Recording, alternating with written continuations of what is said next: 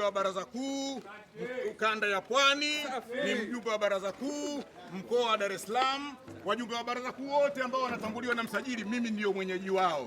Nasema kuna tukio lingine linaendelea linalohitaji utulivu, tusimishe kwanza ngoma, tutaendelea baadaye, tutaburudika mpaka asubuhi. Haki! Kwa hiyo sasa hivi ngoma zisimame kwanza. Kuendelea na ngoma kutahesabika ni vurugu. Kuendelea kwa ngoma wakati kuna tukio lingine linaendelea linalohitaji utulivu kutaitwa vurugu. Nasema hivyo, usiniulize nasema kama nani.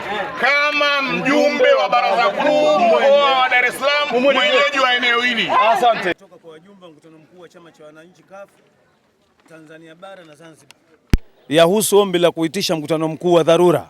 Tafadhali husika na somo tajwa hapo juu. Sisi wajumbe wa mkutano mkuu wa taifa wa CUF chama cha wananchi tuliorodhesha majina yetu na saini zetu zilizoambatanishwa katika barua hii, tunaliomba Baraza Kuu la Uongozi la Taifa liitishe mkutano mkuu wa dharura wa kurudia uchaguzi wa nafasi ya mwenyekiti wa chama taifa, makamu mwenyekiti wa chama Zanzibar na makamu mwenyekiti wa chama Tanzania bara kama ilivyoelekezwa na msajili wa vyama vya siasa kupitia barua yake ya tarehe 13 Februari 2026 yenye kumbukumbu namba 322/362/14A/50.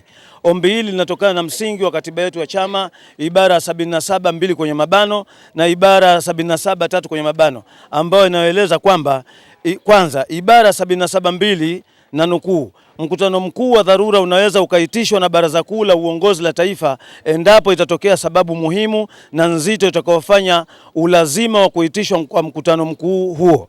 Na vile vile pili, ibara ya 77(3) kwenye mabano inaeleza kwamba kikao cha dharura cha mkutano mkuu wa taifa kitafanyika pia pale ambapo zaidi ya nusu ya wajumbe wake kutoka Zanzibar na zaidi ya nusu ya wajumbe wake kutoka Tanzania bara watataka kwa maandishi kupitia Baraza Kuu la Uongozi la Taifa kuitishwa kwa kikao hicho cha mkutano mkuu. Mwisho wa kunukuu. Kwa kuzingatia uzito wa uamuzi huu wa msajili wa vyama vya siasa nchini wa kubatilisha uchaguzi wa nafasi ya viongozi wa juu wa chama chetu na kututaka turudie uchaguzi wa nafasi hizo, na kwa kuzingatia umuhimu wa uwepo wa viongozi hao katika chama, tunaliomba Baraza Kuu la Uongozi la Taifa liitishe mkutano mkuu wa taifa wa dharura kama ilivyoelekezwa kwenye katiba ya CUF ibara ya 77(4) kwenye mabano. Ni jina ya wajumbe wa mkutano mkuu ambao wameleta barua hii yapo hapa. Kama mnavyoona yameambatanishwa haya. Yapo ya kila wilaya. Nasema barua hii iliwarudisha wenzetu hawa ambao walifukuzwa, wajumbe wa baraza kuu 7 walifukuzwa katika wanachama. Barua ya msajili imeeleza kwamba kufukuzwa kwao kulikuwa ni batili kwa sababu kwanza hawakupewa nafasi ya kuandika maandishi ya kujieleza na kujitetea, lakini hata kwa kusikilizwa. Kwa hiyo msajili ameangalia sheria ya vyama vya siasa, ameangalia kanuni ya uendeshaji chama cha CUF, lakini akaangalia pia katiba ya CUF. Ndio amesema kwa mujibu wa vifungu vilivyovitaja basi kufukuzwa kwao kumekuwa ni batili. Kwa hiyo ina maana wamerejeshwa tena wanachama wao, alafu wamerudi tena kwenye Baraza Kuu la Uongozi la Taifa. Kwa hiyo hizi sherehe zinazofanyika hapa ni pamoja na kuwapokea wenzetu walikuwa ambao wamefukuzwa 19 Desemba ambazo hakuna mgombea aliyepata zaidi ya kura ya nusu ya kura zilizopigwa zilipaswa kurudiwa, na kwa kuwa hazikurudiwa waliotangazwa kuwa ni washindi, ushindi wao ni batili. Chaguzi hizo ni pamoja na za uchaguzi wa mwenyekiti wa taifa, uchaguzi wa makamu mwenyekiti Zanzibar na uchaguzi wa makamu mwenyekiti bara, ambapo muhtasari wa mkutano mkuu huo unaonesha bayana kuwa hakuna mgombea aliyopata zaidi ya nusu ya kura zilizopigwa. Kwa msingi huo, kwa mujibu wa kifungu cha 4(5) kwenye mabano na A cha sheria za vyama vya siasa na kanuni ya 31 kwenye mabano 3 ya kanuni za usajili ufuatiliaji wa vyama vya siasa ya mwaka 2019, msajili wa vyama vya siasa anaelekeza chama cha siasa CUF mrudie uchaguzi huo kama ambavyo kanuni za uchaguzi za chama ndani ya chama za CUF toleo la 2018 zinavyoelekeza. Maelezo ya kina kuhusu malalamiko yaliyowasilishwa, majibu ya malalamiko hayo kutoka kwa uongozi wa CUF na uchambuzi wa hoja za pande zote mbili yameambatanishwa pamoja na barua hii. Lakini vile vile pia tunashukuru sana wale wanachama ambao tumekuwa nao pamoja katika kuandaa urudiji wa sisi hapa kwenye ofisi yetu ya makao makuu, kwa sababu tunajua kuanzia sasa pia chama, kwa sababu wajumbe wa baraza kuu wote hawakai Dar es Salaam, lakini pana kitengo cha ulinzi.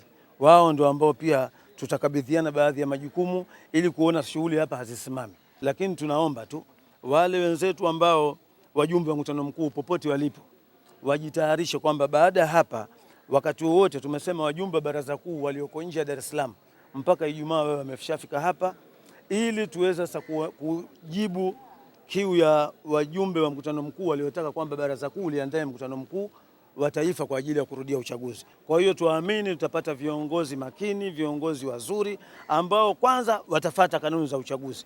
Hawa waliokuwepo, mimi naweza kusema wenyewe nafikiri baadaye walikiri kwamba hapa pana taratibu zilikiukwa, isipokuwa tabia ya binadamu akishajiona kashinda anabidi auchune. Lakini mimi nasema kwa kurudia uchaguzi, kwanza tume ile ya kusimamia uchaguzi itabidi iwe makini, lakini tutazingatia haki, lakini tutafuata katiba na kanuni zetu za uchaguzi, kwa sababu haya ambayo yamepelekea mpaka msajili akatoa ufafanuzi yalizungumzwa siku ya uchaguzi, lakini kwa bahati mbaya kamati ile iliyosimamia uchaguzi ikawa imetia pamba masikioni ya wasikii. Matokeo yake ndio haya. Yasini Joseph Mrotwa ni mjumbe wa baraza kuu kutoka kanda ya Nyanda za Juu Kusini kutoka Mbeya. Ndio katika wajumbe 7 ambao tulirejeshwa na msajili baada ya mheshimiwa mwenyekiti wa chama hichi kukiuka utaratibu wa kufukuza watu. Kwa hivyo nazungumza haya kwa ufupi sana kwamba mpaka dakika hii ninapozungumza hatuna naibu katibu mkuu katika chama hichi, hatuna mwenyekiti, hatuna makamu mwenyekiti kwa mujibu wa katiba na utaratibu huu. Na hii nataka niwakumbushe sana hao wenzetu ambao watakuleta kidogo kuleta fulani. Msajili wa vyama vya siasa ni mlezi wa chama wa vyama vya siasa vyote. Na utaratibu huu tumekuwa nao, tunafahamu kwamba msajili wa vyama vya siasa ni mlezi wa vyama vyote. Kwa hiyo kimsingi kuto kuheshimu maamuzi ya msajili ni kuvunja sheria. Hilo la kwanza. Lakini la pili, lazima tukumbuke Profesa Ibrahim Lipumba, wakati kuna mvutano na Maalim Seif, maamuzi ya msajili ndio aliyotumika kumrejesha Profesa Ibrahim Lipumba hapa ofisini. Kwa hivyo kimsingi watapokuwa wao wanajaribu kufanya dharau ya kudharau maamuzi ya msajili, hilo ni kosa kisheria. Kwa hiyo kimsingi naombeni tuwaeleze kwa muda huu tunasubiri baraza kuu lifike. Ofisi itakuwa chini ya walinzi wa chama. Hakutakuwa na mtu yoyote anaweza kutoa maamuzi yoyote humu ndani na maagizo yoyote. Mpaka baraza kuu lifike siku ya Ijumaa, tutafanya baraza kuu kwa pamoja na kutoa maamuzi na msimamo mzima wa chama. Kwa hivyo kimsingi na waombeni muelewe, hakuna plesi, hakuna chochote kitakachoendelea humu ndani zaidi ya walinzi kusimamia chama chetu, na kwa mujibu wa katiba yetu walinzi ndio walinzi wa mali ya chama.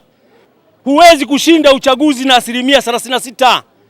Watanzania wanaamini na Watanzania wengi wanajua kwamba uchaguzi huu haukuwa halali, kwa sababu mwenyekiti wa tume ya uchaguzi ambaye alipitishwa na yeye mwenyewe mheshimiwa aliyeshinda alikuwa ameamua kuikanyaga katiba.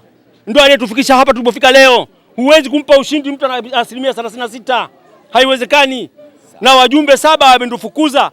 Tumefukuzwa kikao tarehe 6, tarehe 7 asubuhi tunafukuzwa. Hatujahojiwa, hatujajieleza, hatujafanya chochote. Jina langu Daud Hassan Kasigwa, na zile barua zote ambazo zinasomwa zinatajwa na msajili zimekuwa zikitumia jina langu mimi pamoja na wenzangu. Kwa ni miongoni mwa watu ambao tulifukuzwa kwenye chama tofauti na utaratibu ulikuwa ukiukwaji wa katiba ya chama na kanuni za chama, lakini na kanuni za uongozi za uendeshaji wa vikao za chama. Kwa hiyo tunamshukuru msajili kwa kuheshimu demokrasia, lakini pia kuzingatia katiba na sheria za nchi yetu. Ni haki ameitenda na ametuonesha kwamba huyu ni mlezi mzuri, kwa sababu demokrasia ameisimamia na haki ameitenda. Ni maelekezo ambayo yametolewa ndani ya chama na yatakiwa yasikilizwe, na msajili siku zote lazima asikilizwe, kwa sababu ndio anasimamia sheria na asimamia vyama vya siasa. Kwa hiyo kama mtu yoyote akitokea kama hawezi kuheshimu matakwa na maelekezo ya msajili wa siasa, atakuwa na jambo lake lingine, na kama angelikuwa na jambo basi alitakiwa kwenda kwake ili apate ufafanuzi. Kwa hiyo tunachokishauri, tunawaomba wanachama watulie, lakini pia wanachama wapokee kuwepo kwetu sisi, lakini pia wakubali maamuzi ya kisheria ya utenguzi wa viongozi wakuu, mwenyekiti na makamu mwenyekiti, kwa sababu msajili wa vyama vya siasa amezingatia kanuni ya chama, amezingatia katiba ya chama na kanuni za uongozi wa chama, lakini pia amepima uzito kulingana na mashahidi aliyowahitaji. Ni Rashid Ali Hamadi, lakini katika nyanja ya kisiasa najulikana kama Tufli. Mimi natoka kanda ya Zanzibar upande wa Pemba.